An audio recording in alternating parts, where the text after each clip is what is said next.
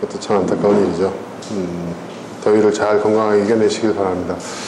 이제 이번 주부터 우리가 예배를 이제 위에서 이제 이곳에서 드려야 하는데 여기 훨씬 더 나은 것 같습니다. 우리한테는요, 그렇죠? 예. 몇 명 안 모였는데도 꽉 찬 느낌 들고 좋네요. 예. 아마 오늘 못 오신 분들도 오시면은 아마 꽉 차지 않을까 싶은데, 여기도 지금 이 식당도 우리가 이 기증을 받아서 재능 기증을 받았고 또 물품도 기증을 받아가지고 만든 것입니다. 그래서 점심시간에 여기 이제 시각장애인들 또 우리 직원들 사용하시는 공간입니다. 이 공간이 이렇게 크지 않죠. 그러다 보니까 줄 서서 먹을 정도로 그렇게 많이들 이용하고 계시고요. 아주 전에는 무료로 했는데 뭐 이게 도저히 감당이 안 돼서 아주 저렴하게 식대를 아주 저렴하게 바꾸는 게 있습니다. 자, 우리가 한 몇 주 예배를 드려보고요. 이제 좀 자리를 잡으면 한번 여러분들 의견에 예배 시간을 좀 앞으로 당겼으면 좋겠다고 하는데 뭐 같이 논의를 해서 같이 예배를 예배 시간을 새롭게 한번 조정을 한번 해보도록 하겠습니다. 자, 오늘 말씀은 야고보서 2장에 있는 말씀입니다. 우리가 잘 알고 있는 거죠. 믿음이 있다고 말하면서도 행함이 없으면 무슨 소용이 있느냐. 행함이 없는 믿음은 죽은 것이다. 그런 믿음이 그 자신조차 구원할 수 있겠느냐. 그런 내용으로 우리가 잘 알고 있죠. 원래 이 믿음이라는 것과 이 행함이라는 것은 별개의 것이 아닙니다. 여러분 그렇지 않습니까? 우리가 진짜 믿으면 우리가 믿는 대로 행동하게 돼 있어요. 그렇죠? 그렇지 않습니까? 그 사람이 정말 내 말을 믿느냐 안 믿느냐, 그 사람의 말이 정말 진정성이 있는 말이냐 아니냐는 그의 행동이 따르고 있느냐를 통해서 우리가 알 수가 있죠. 그렇죠? 예.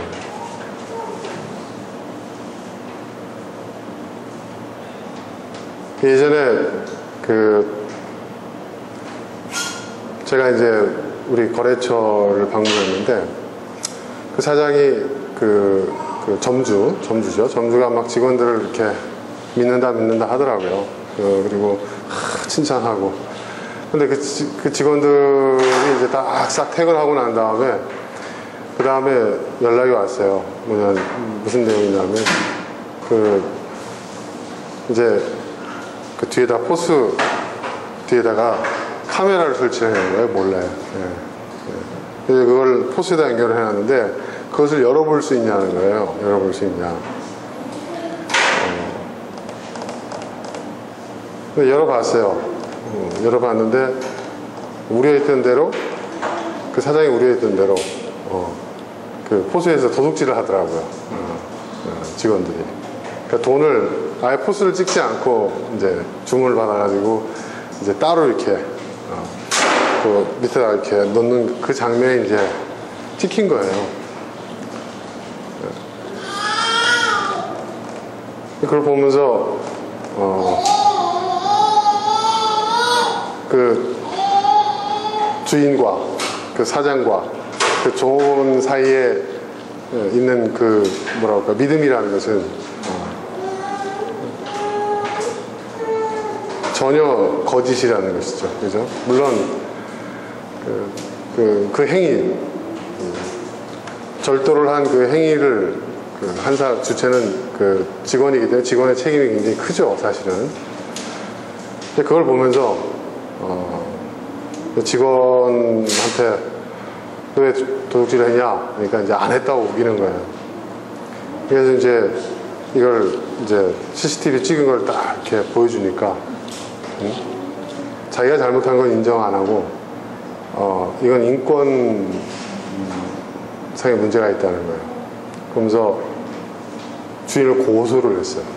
실제로 여러분 CCTV에 촬영된 거 있지 않습니까? 그걸 확인하는 것 자체가 경찰의 입회하에서 확인이 돼야 되고요. 네? 그리고 그것이 법적으로 문제가 생겼을 경우에 관할 경찰서에 신청을 하고 허가를 받아서 경찰 입회하에 열어봐야 됩니다.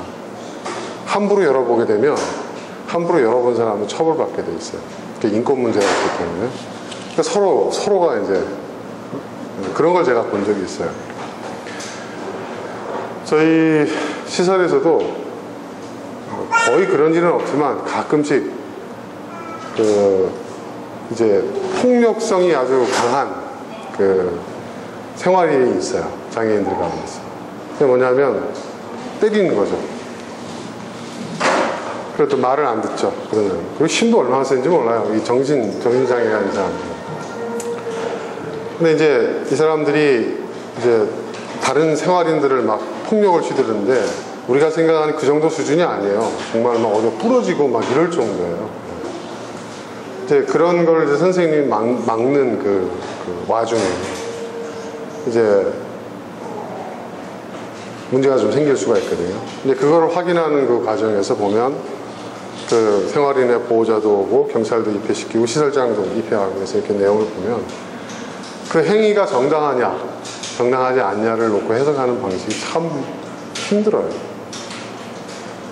저는 그 신뢰가 이미 깨졌기 때문에 그 행위에 대한 해석을 제각각의 입장에서 한다는 거죠. 참 그런 어떤 경우를 이렇게 보면서 참 서로가 믿지 못하는 그런 그 현실이 참 서글프다. 근데 제가 이렇게 보니까 인간은 어쩔 수 없는 것 같아요. 인간은 이게 구조적으로 시스템적으로 정직하지 못한 짓을 못하도록 만들어야 그것이 예방적인 어떤 그 조치가 충분히 이루어져야 그것을 피해갈 수 있죠. 참 인간은요, 뭐랄까, 인간의 이 본성은, 이 약한 본성은, 정직하지 못한 본성은요, 그 사람의 의지로 되는 게 아닌 것 같아요. 어떤 자기 의지에 의해서 그것을 통제할 수 있는 사람 정도라면 대단히 성숙한 사람이고, 보통의 인간들은요, 그 상황을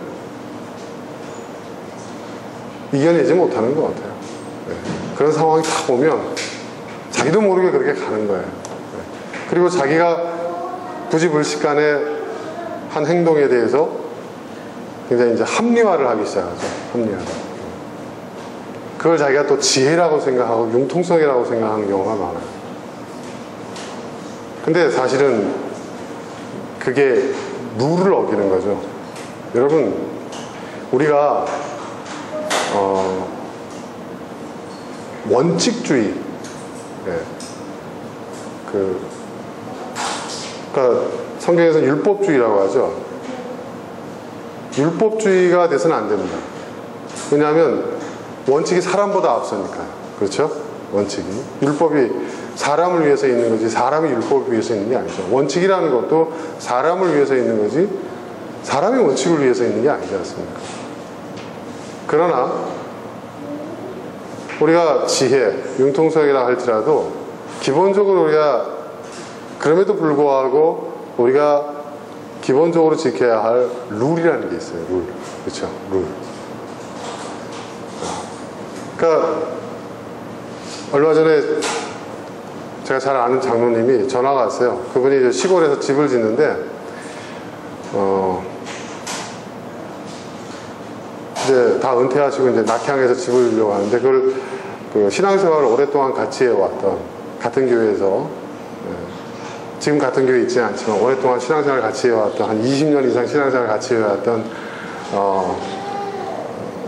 그 친구분한테 건축을 맡긴 거예요.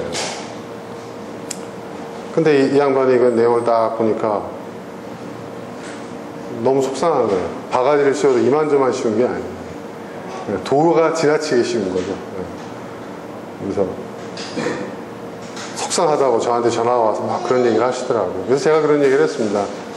사람은 신뢰의 대상이 아닙니다. 사람은 다만 사랑의 대상일 뿐입니다. 사랑의 대상일 뿐이지 신뢰의 대상은 아닙니다. 그러니까 사람을 뭘 믿고 뭘 한다라는 것은 여러분 쉬운 일이 아니에요. 여러분 자신을 믿습니까? 우리가 우리 자신도 믿기가 쉽지 않거든요. 아, 날 믿어요. 나는 됩니다. 나는 나 자신을 믿어요. 그렇게 확정적으로 얘기할 수 있는 사람은요, 내가 볼 때 그건 교만한 거예요, 사실은.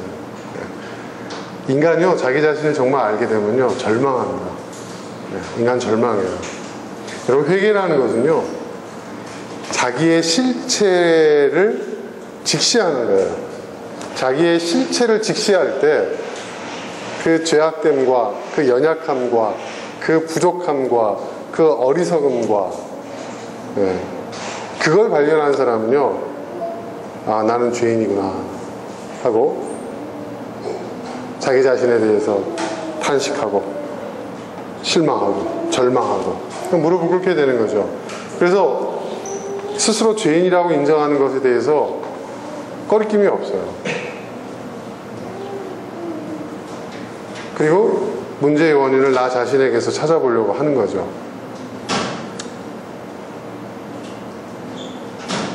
그것이 굉장히 중요한 하나의 시작이 될 수 있는 거예요. 우리의 삶과 또 나 자신의 삶을, 인생을 변화시키는 데 있어서 굉장히 중요한. 그래서 기독교 신앙에서 회개라는 것은 사실 여러분 그런 맥락이 굉장히 강한 거예요.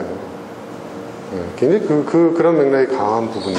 내가 틀렸다라는 것을 인정할 때 새로운 변화를 우리가 시도해 볼 수가 있는 거거든요. 나 틀린 게 없어. 난 이대로 살 거야. 다만 내가 하는 일 잘 되고 복 받고 잘 먹고 잘 살고 하나님이 계시다면 날 축복해 주셨으면 좋겠어. 이런 것은 기독교의 신앙과는 거리가 먼 거죠. 그러니까 기독교는 인간의 완전성을 얘기하는 종교가 아니라 인간의 불완전성을 얘기하는 종교예요. 인간의 불완전성. 그러니까 나의 불완전성을 인정하고 인간의 불완전성을 인정하는 게 그게 바로 회개고 스스로의 죄인됨을 인정하는 것이죠. 그러니까 이 성경에서 말하는 죄라는 것은요, 악을 행하고 법을 어기고 그런 의미도 있겠지만 가장 근본적인 의미는 불완전성입니다. 죄는 불완전성이에요. 선이 결핍되어 있는 상태, 완전하지 못한 상태가 성경은 죄라고 얘기를 하는 거예요. 난 죄인입니다 라는 것은 난 불완전한 존재입니다, 나는 온전한 존재가 아닙니다 라는 것을 인정하는 거죠. 그것은 동시에 선을 향한, 완전함을 향한, 완전성을 향한 그 어떤 그런 갈구, 그렇게 되고 싶다, 그렇게 나아가고 싶다라는 그러한 선한 의지가 나에게 있음을 나타내는 것이죠. 여러분, 오늘 본문에서 믿음은 그러한 맥락의 것인데, 오늘 본문을 얘기하는 그러한 맥락의 믿음을 가진 사람이라고 한다면, 정말 그런 믿음을 갖고 있는 사람이라고 한다면 반드시 그 믿음에는 행동이 수반된다라는 겁니다. 행동이 수반된다. 그러니까 정말 믿음은요, 행동이 따라요. 그 믿음에 걸맞는 행동이 따르게 돼 있다는 거예요. 또 불신에도 여러분, 믿음이 없는 것에도 또 거기에 수반되는 행동들이 따라요. 제가 아까 예를 들었던 이렇게 CCTV로 보고 하는 그런 것들도, 그렇죠? 믿지 못하니까 그 믿지 못함에 수반되는 행위가 따르게 되는 거죠.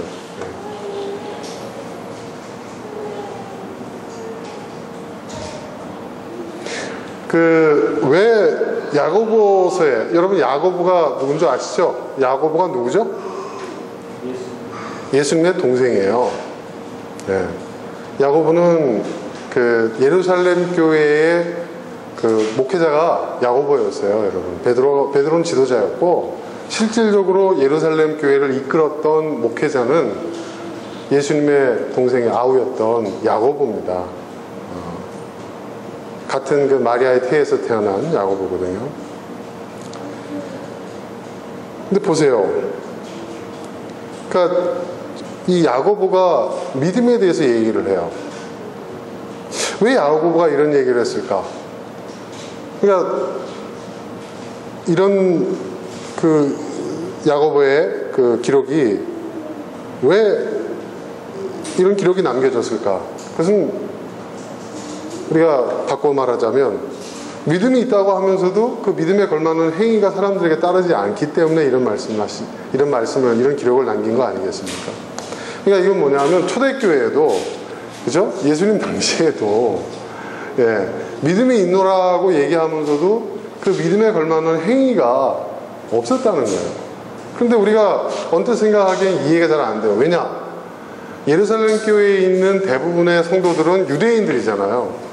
유대인들만큼 여러분 그 종교적 생활에 열정적인 철저한 사람들이 없죠. 그렇죠? 그렇지 않습니까? 그죠? 얼마나 그들이 그 모세의 규례를 얼마나 철저히 지켰어요. 네. 그러니까 그런데 그럼에도 불구하고 행함이 없는 믿음은 죽은 믿음이다라고 얘기를 하는 이 말 자체는, 여기서 말하는 행함이라는 것은, 믿음에 걸맞는 행함이라는 것은 종교적인 어떤 행위를 의미하는 게 아니라는 거죠. 그렇죠? 뭐 11조 내고 뭐 하루에 기도 시간을 지키고 뭐, 여러분 그 사도행전에 보면 예루살렘 교회 성도들이 어떻게 했습니까? 몇 시에 뭐 이렇게 예루살렘에 성전에 기도하러 올라갈 때 성전 미문 앞에 놓인, 예? 안진뱅이로, 그게 보세요. 시간 맞춰서 막 그 성전에 올라가서 기도할, 그게 다 뭐냐면 예루살렘 교회 교인들이 지켰던 종교적인 어떤 규례들, 의례들, 행위를 뜻하는 거예요. 그러니까 그렇게 철저히 했던 사람들. 그리고 그 사람들 어떻게 했어요? 막 재산도 다 나눠 가졌잖아요. 그죠? 서로 막 뭡니까? 가진 것들을 자기 것이라 주장하지 않고 서로에게 필요한 사람들에게 쓰게 했잖아요. 여러분 그렇게 하실 수 있어요? 못하죠. 못한다고 얘기하는 게 정직한 얘기예요. 네, 못합니다. 네.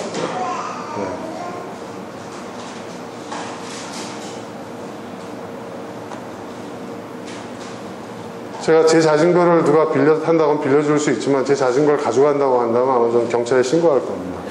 네.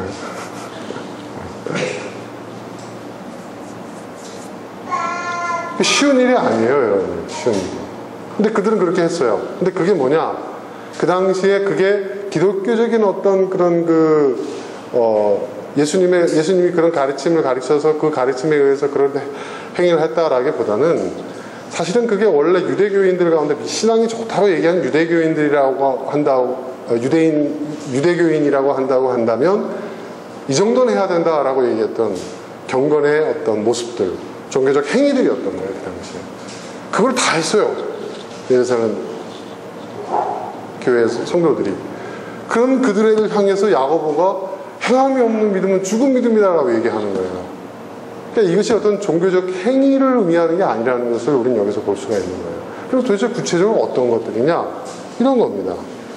15절에 보니까 어떤 형제나 자매가 헐보고 그날 먹을 것조차 없는데, 16절, 여러분 가운데서 누가 그들에게 말하기를 평안히 가서 몸을 따뜻하게 하고 배부르게 먹으십시오 하고 말만 하고 몸에 필요한 것들을 주지 않는다고 하면 무슨 소용이 있겠습니까?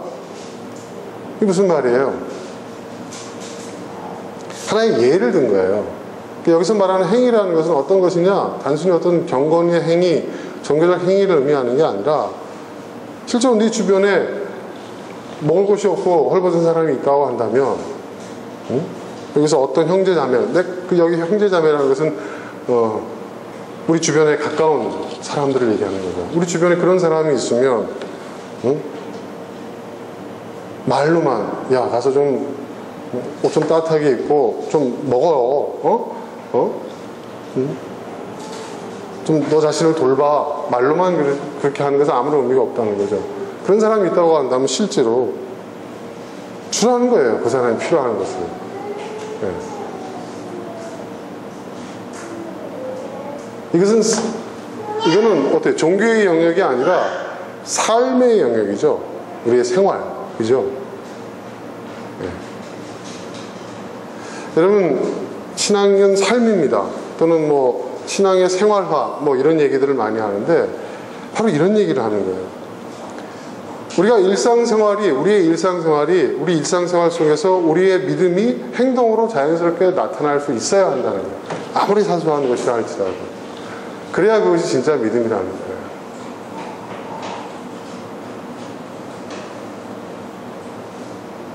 어떤 사람은 나 하나님 믿습니다. 그럼 믿음 아니에요? 그렇게 얘기하는 사람들이 많으니까 지금도 그런 사람들이 많지만 초대교회 시절에도 그런 사람들이 꽤 많았나 봐요. 그래서 야고보가 뭐라고 얘기합니까? 네? 19절에 그대는 하나님께서 한 분이심을 믿고 있습니다. 잘하는 일입니다. 그런데 뭐라고 얘기합니까? 그런데 귀신들도 그렇게 믿고 떱니다. 하나님이 살아계시다는 거, 하나님이 계시다는 거는 귀신들도 안다는 거예요. 귀신들도. 하나님이 살아계심을 믿는 것은 귀신들도 그렇게 믿는다 이거예요. 믿고 떤다 이거예요. 두려워한다는 거죠. 하나님이 계신다는 그 믿음 그 자체는 아무런 의미가 없다는 얘기예요. 그럼 귀신들도 그런 믿음을 갖고 있으니까. 아까 오라올 때는 안 오고 말이야. 목사님 바쁠 때만 얼쩡거리고 있어. 일로 와봐.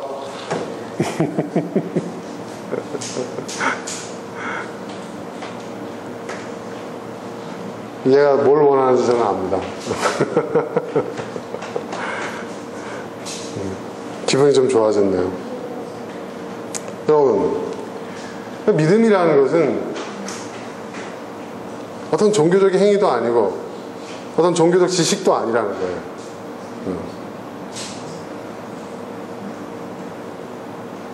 믿음은 행위인데 그 행위라는 것은 우리의 일상생활 속에서 우리가 할 수 있는 것을 행하는 거예요. 내 주변에 어떤 사람이 어려움에 빠졌으면 그 사람을 돕는 거예요. 도울 수 있을 때 돕는 거예요. 그게 믿음이라는 거예요. 어떡하지? 저 사람 불쌍해. 참 저 사람 좀 자기 자신 좀 잘 됐으면 좋겠어. 누구나 그런 생각을 갖는다는 거예요. 여러분, 누구나. 내가 아무리 생각해봐도 하나님 계시는 것 같아. 하나님 살아계셔. 난 그걸 믿어. 야고보 말에 의하면 뭐라고요? 귀신들도 안다는 거예요. 귀신들도. 그게 믿음이 아니라는 거예요. 우린 그래요. 어려운 사람, 불쌍한 사람은 막 동정심 생기고 저 사람 참 어떻게 좀 잘 됐으면 좋겠어. 불쌍해. 너무 안 됐어. 측은해. 그리고 그런 생각을 갖고 있는 나 자신이 내가 선한 사람인가 보다. 그리고 자기가 하나님 믿는 사람이에요. 이렇게 생각을 하고 있단 말이에요. 그게 아니라는 거예요.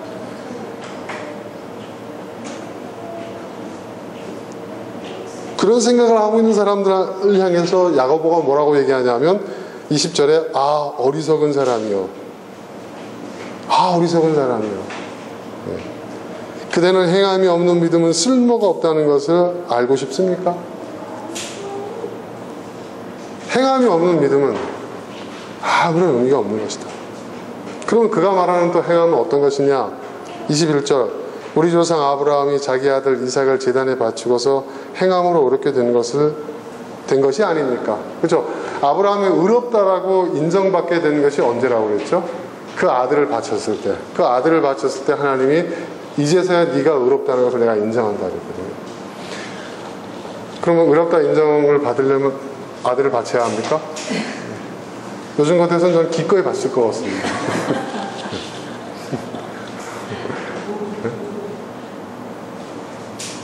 근데 여러분, 그 아들을 바친 그 행위가 뭘 의미하는지를 봐야 됩니다.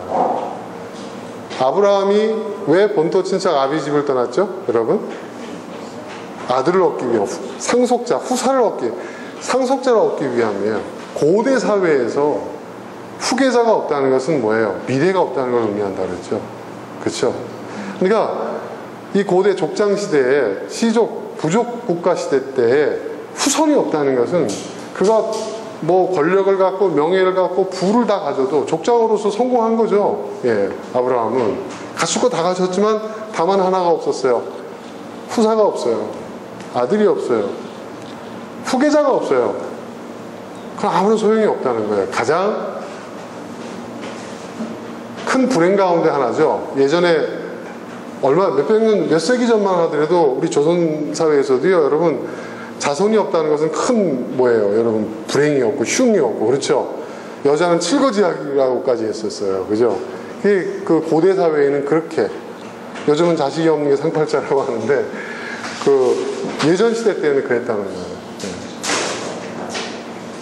그러니까 그 아브라함이 본토 친척 아비집을 떠났던 가장 큰 목적이 뭐냐면 아들을 얻기 위함인데, 후계자를 얻기 위함인데, 그것은 후사라는 것은 결국 미래를 의미하는 거예요. 그게 내일이 없는 거예요. 내일을 얻기 위해서 간 거예요. 그런데 그 아들을 바쳤다는 것은 무엇을 의미하는 거냐면 그걸 포기했다는 거예요. 하나님. 네. 왜 여러분 이 인간이 요즘은 좀 덜하지만 과거 시대 때는 왜 자꾸 이렇게 후계자를, 자손을, 상속자를 이렇게 원하는 줄 아십니까? 요즘 뭐 난리지 않습니까? 롯데요 가까운 데만 해도. 왜 그런 것 같아요? 네? 거기는 서로 상속자가 되겠다고 싸우고 있는 거죠. 네. 왜 그런 걸까요? 네. 왜 사람들은 자꾸 이렇게 그런 것에 연연하는 걸까요? 그게 뭐냐면 이 인간들 사고 속에는요, 무의식 중에 그게 있어요. 자손을 통해서 자손은 자기 존재의 연장이에요. 이해되십니까? 무슨 말인지 이해되세요, 여러분? 나는 당대로서 나는 생물학적 수명이 끝나면 끝나지만 자손이 남겨진다면 그 자손은 나의 DNA를 물려받았잖아요. 그렇죠? 나의 연장이란 말이에요. 그 자손을 통해서 계속해서 내가 갖고 있는 명예와 권력과, 그쵸 여러분? 예? 그런 것들은 계속 상속되는 거예요. 그러니까 뭔가를 기득권을 가진 자, 권력이든 부든 명예든 기득권을 가진 자들이 계속해서 자식들한테 그걸 눌려주려고 하는 이유가 거기에는, 그건 본능이에요, 인간은. 아브라함도 그게 있었던 거예요. 그게 굉장히 강했던 거예요. 그러니까 아들을 얻기 위해서, 그런 상속자를 얻기 위해서, 미래를 얻기 위해서, 미래를 보장받기 위해서 모든 걸 버리고 떠났던 아브라함을 의롭다고 하나님이 얘기하신 게 아니에요. 여러분, 본토 친척 아비집을 떠난 게 믿음이 아니에요. 성경에서 말하는 거는, 성경에서 인정하는 하나님이 아브라함을 믿음 있는 사람이라고, 의인이라고 인정한 그 순간은 뭐냐? 그가 본토 친척 아비집을 버리고 하나님이 지시할 땅으로 떠났던 그 이유, 그 목적, 그가 하나님을 믿었던, 하나님을 따라서 그가 가나안 땅을 향했던, 다른 말로 표현하면 그가 하나님을 믿기로 선택한 그 목적, 그 이유를 버렸을 때, 무슨 말인지 이해되십니까? 그걸 버렸을 때 그의 믿음이 믿음으로써 인정됐다는 거예요. 굉장한 거죠, 여러분. 굉장한 거예요. 그러니까 지금 야고보가 말하는 행함 있는 믿음이라는 것은 그런 거예요. 그런 거예요. 처음엔 내 자식 잘 되고, 내 가족 잘 되고, 나 하는 일 잘 되게 해달라고, 그래서 하나님 나 복 주세요 하고 믿었어요. 처음에는. 그러니까 아브라함이 본토 친척 아비집을 떠난 것과 그거 차이가 없는 겁니다, 여러분. 똑같은 거예요. 그런데 어느 순간에 보니까 하나님이 어떤 분인지 알고 진리가 어떤 것인지 알고 신앙이 무엇인지를 알게 된 거예요. 그랬더니 그러고 나서는 하나님 나 복 안 받아주었습니다. 내가 처음에 하나님 믿기 시작했던 그 이유, 그 모든 것들을 다 지워버린 거예요. 다 필요 없습니다. 다 내려놓은 거예요. 그저 내가 하나님을 알게 된 거, 그리고 내가 믿음으로 살게 된 거, 이것 자체만으로 만족한다 이거예요. 그게 진짜 믿음이라는 거예요. 그게 진짜 믿음이라는 거예요. 그러니까 지금 교회에서 주실 줄 믿습니다 하는 이것이 뭐예요, 여러분? 본토 친척 아비집을 떠난 그 아브라함의 그 믿음, 그 단계, 그 단계를 벗어나지 못합니다. 근데 그건 진짜 믿음이 아니에요. 그건 죽은 믿음이에요. 성경은 그것이 행함, 믿음은 행함이라고 했을 때 어떤 행함이 우리에게 있어야 되나? 이런 행함이 있어야 된다. 이런 행위.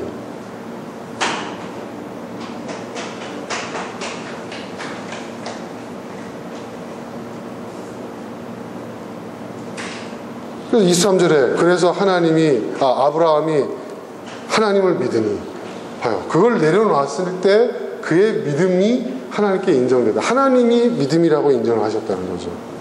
하나님께서 그것을 아브라함의 의로움으로 여겼다. 그러니까 여러분, 믿음으로 의롭다는 것은 바로 그거예요. 그게 의로운 행위죠. 그래, 얘가 처음에는 말이야, 나 자신보다는, 내 얼굴 구하기보다는 내 호주머니, 내 손에 있는 거, 그걸 얻으려고 나를 따라왔다가 나중에 그걸 내려놓는 거예요. 그게 의로운 행위죠. 그렇죠, 여러분? 믿음으로 의롭게 된다는 것이 바로 그런 거예요. 이건 뭐냐? 진짜 믿음을 가짐으로써 아브라함이 의로워진 거죠. 그렇죠, 여러분? 그게 진짜 믿음이라는 거예요. 그게. 야곱은.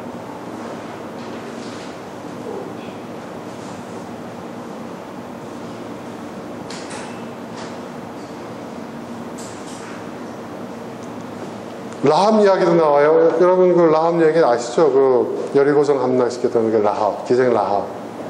그러니까 이 여리고성이라는 것도 여러분, 굉장히 그 여리고성이 성경에 의하면 뭐라고요? 하루에 한 바퀴씩, 그죠?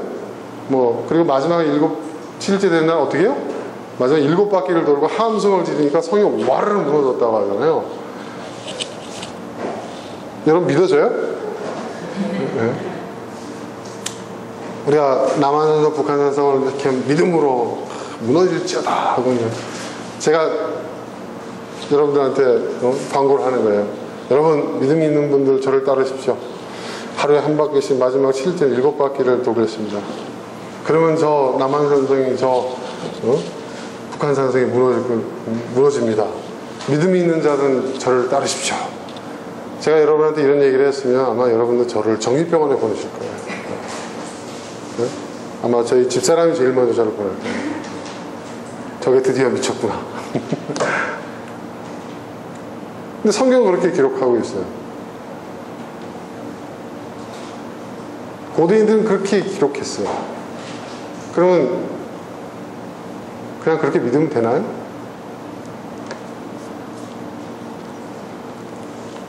제가 언젠가 설교를 한 적이 있을 겁니다. 여러분, 여리고성이라는 그 성의 특수성을 알아야 돼요. 그 성은 어떤 성이죠? 도시국가였어요. 도시국가였고 계급사회였어요. 그리고 그 당시에 팔레스타인 지역은 도시국가 간의 그 전쟁, 농업보다는, 목축보다는 전쟁에 의해서 경제생활이 이루어졌어요. 네, 경제생활이.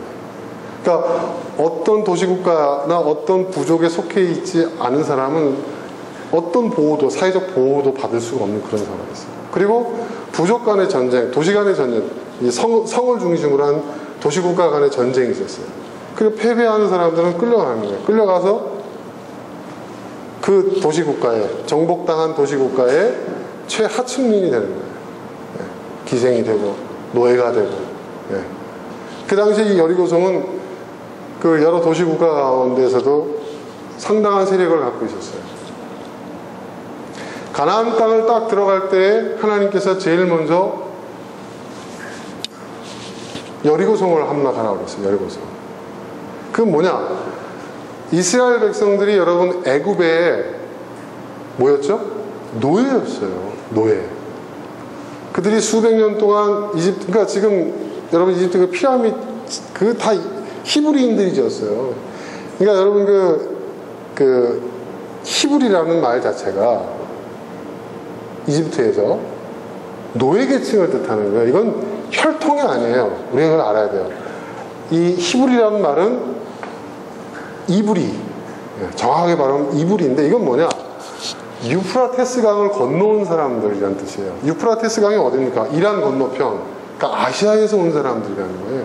황인종. 네.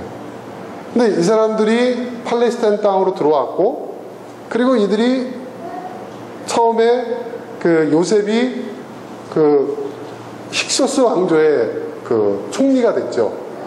그러니까 그 왕조는 누가 세웠냐? 뭡니까? 황인족들이 세운 국가예요. 이집트에. 그러니까 총리까지 갔죠. 그런데 그 왕조가 무너졌어요. 아프리카 민족, 본토인들에 의해서. 그래서 그 지배계급이었던 이 이브리들이 다 어떻게 돼요? 노예가 된 거예요. 그래서 수백 년 동안, 400년 동안 노예 생활을 한 거죠. 그래서 뭐 피라미드 짓고 뭐 한 것도 다 그들이 짓는 거란 말이에요. 근데 그들을 하나님이 어떻게 하셨어요? 출애굽, 이집트에서 해방시켰단 말이에요. 그리고 그들이 어디를 향해서 가요? 어디를 향해서 가죠, 여러분? 팔레스타인 땅으로 간단 말이에요. 팔레스타인. 근데 그 팔레스타인 땅은 어떤 땅이냐? 약육강식의 땅이에요. 예. 거기는 이집트라는 거대 제국과 또 그 당시에 어딥니까 이란을 중심으로 하고 있는 또 거대 왕국들이 이렇게 형성되고 있는 이런 시점에 아직도 부족국가, 도시국가의 어떤 틀에서 벗어나지 못한 여러 국가들이 난립되어 있는 상태였어요. 도시를 중심으로, 도시국가를 중심으로. 그리고 이들 가운데서의 어떤 그런 약탈, 거의 진짜 정글과도 같은 적자생존의 그런 엄청난 곳이죠. 거기에는 힘없는 사람들이 받는 압제와 그 피해는 이루 말할 수가 없는 거예요. 근데 그 땅으로 이제 들어가서 하나님이 그 땅에서 나라를 세우라고 말씀하셨어요.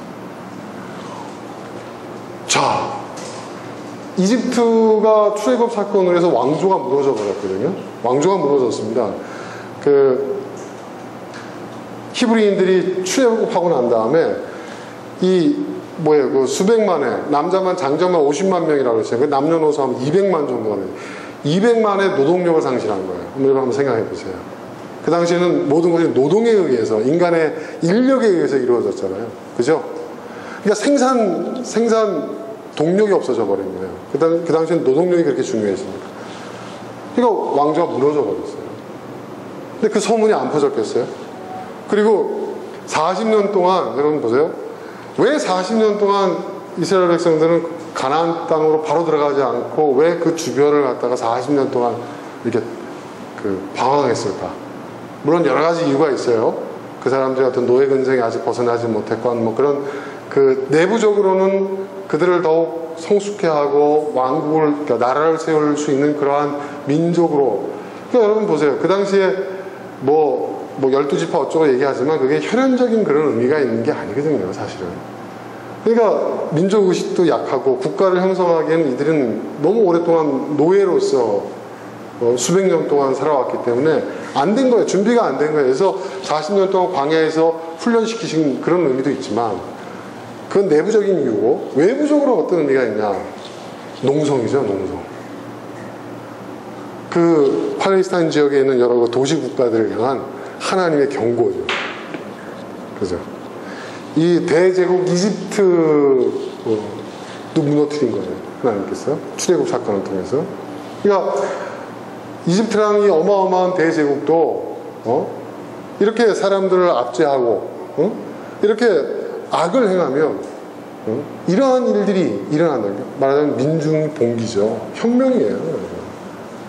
그리고 그 당사자들 200만 명 정도 되는 사람들이 그 팔레스타인 지역을 이렇게 막 다닌다고 한번 생각해 보세요. 거기 있는 도시국가들이 얼마나, 그 지배계급들이 얼마나 두려워했겠어요. 그렇죠?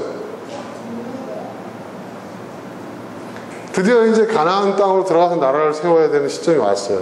그 첫 번째가 그 진입 경로가 여리고성이에요. 근데 여리고성은 여러 그 도시국가들 가운데서 악명이 높은 곳이었죠.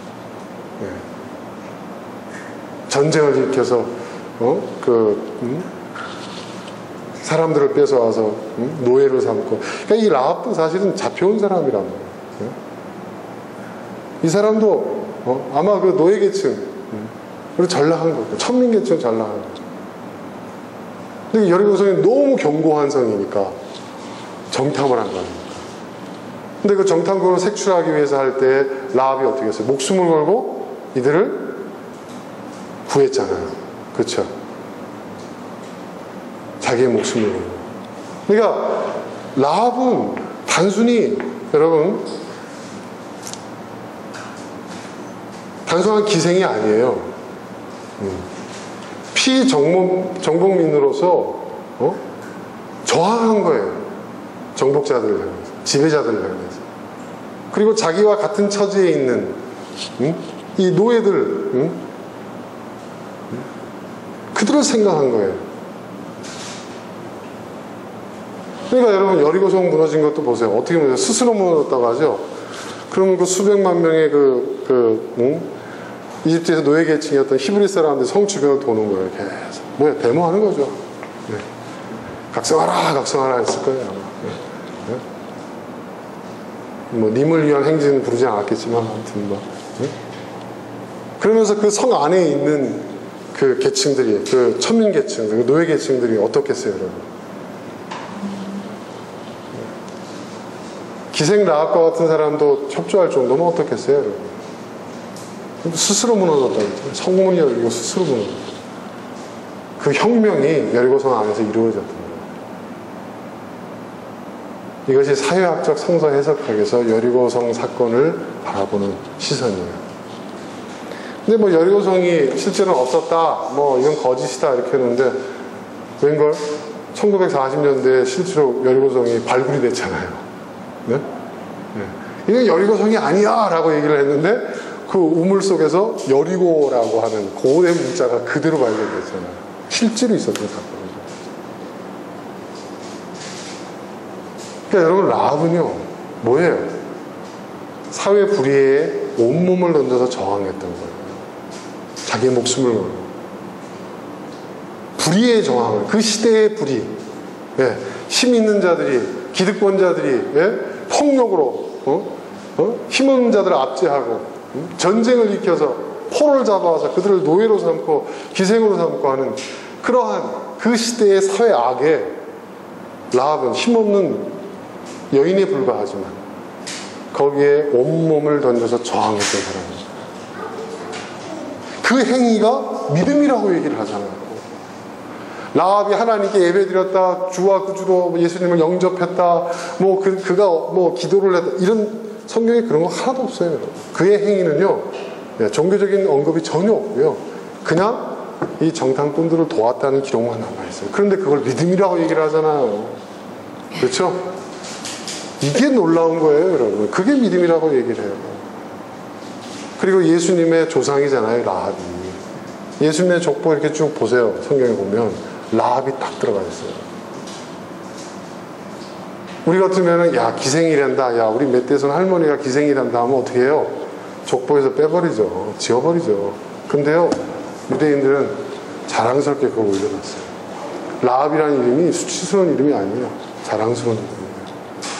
그녀는 이 시대에, 그 시대의 불의에 온몸을 던져서 항거했던 사람이에요. 영웅이라는 거죠. 여러분 이런 게 믿음이라는 거예요. 이런 게. 그러니까 지금 복 주세요, 복 주실 줄 믿습니다, 주실 줄 믿습니다, 저 축복해 주세요, 저 잘되게 해주세요, 저희 자식들 잘되게 해주세요, 이번에 뭐 새롭게 뭐 회사 뭐 투자를 하는데 그게 대박 나게 해주세요. 이런 것과는 전혀 상관없는 거예요. 여기 어디에 뭐 교회에서 뭐 봉사를 어떻게 하고 뭘 하고 뭐 이런 게 어디 있어요? 없잖아요. 행위라는 것은, 믿음의 행위라는 것은 그런 것과는 전혀 상관없는 거예요. 누가 얘기했어요? 야고보가. 야고보가 누구예요? 나중에 야고보도 순교당하잖아요. 네? 순교당하잖아요. 야고보가 누구예요? 예수님의 아우. 누구보다도 예수님 가까이서 지켜봐. 그리고 예루살렘 교회의 초대 목회자.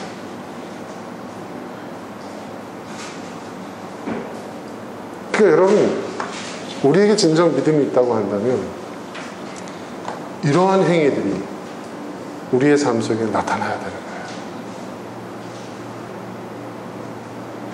그러니까 여러분 믿음이라는 것은 정말 대단한 겁니다. 그러니까 이런 믿음을 가진 사람들이 많겠어요, 여러분?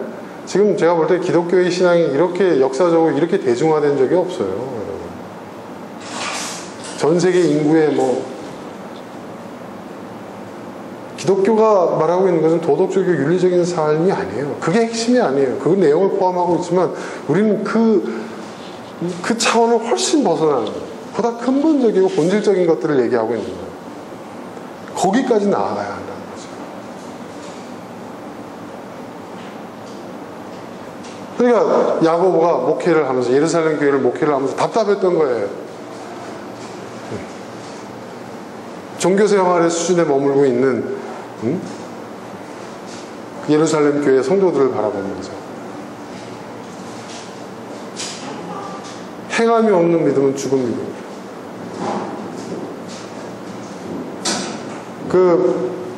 이 야고보서를 이 개신교가 야고보서의 말씀을 설교하는 걸 별로 좋아하지 않아요. 왜냐하면 우리는 뭡니까? 이신칭이잖아요. 이신칭이. 네. 믿음으로 그렇게 된다 이거죠. 루터하고 켈빈이 그렇게 얘기했잖아요. 루터가 야고보서는 성경에서 뺐으면 좋겠다는 얘기까지 했어요. 네. 믿음으로 우리가 의롭게 되는 거지. 네. 근데 야고보서는 뭐야? 행함이 없는 믿음은 죽은 믿음이라고 그랬거든요. 근데 사실은 이게 상충되는 게 아니에요. 네. 우리가 믿음으로 의롭게 되며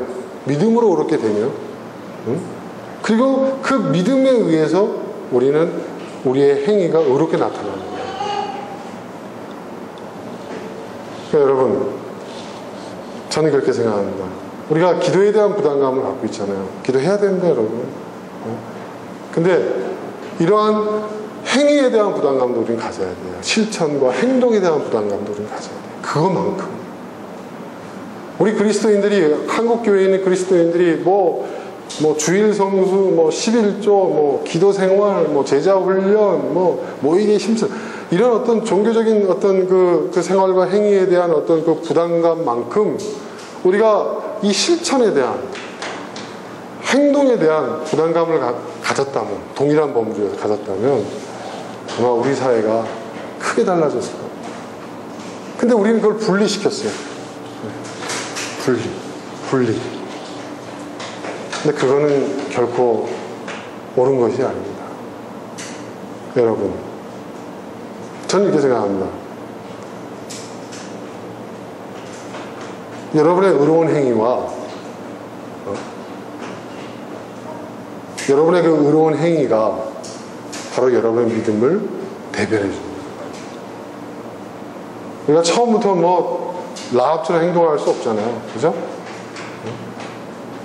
하지만 우리가 우리 수준에서 할 수 있는 것들이 있어요. 내가 지금 당장 할 수 있는 것이 있어요. 야고보가 아주 가까운 예를 들었잖아요. 당장 내 주변에 너의 도움이 필요한 사람도 있지 않냐. 그 사람들부터 도와라. 그것부터 시작하라는 거예요. 우리가 감당할 수 있는 수준에서 우리의 믿음이 행동으로 나타나야 된다. 그래서 믿음은 행동입니다. 믿음은 액션입니다. 하나님은 우리를 향해서 레디 액션을 외치고 계십니다. 여러분, 나의 믿음, 내가 믿는 것이 무언가? 그럼 내 믿음대로 나는 행동하고 있는가? 한번 스스로 한번 돌이켜 보시고 여러분의 믿음과 여러분의 행위가 일치할 수 있기를, 그리고 여러분의 믿음의 행위가 여러분 삶 속에서 자주 드러나고 또 그걸 통해서 여러분이 하나님 앞에서 정말 의롭다 인정함을 받을 수 있는 그런 우리 모두가 될 수 있기를 주님으로 축원합니다. 자, 이 시간 우리 함께 기도하겠습니다. 하는 말씀 함께 기도하겠습니다.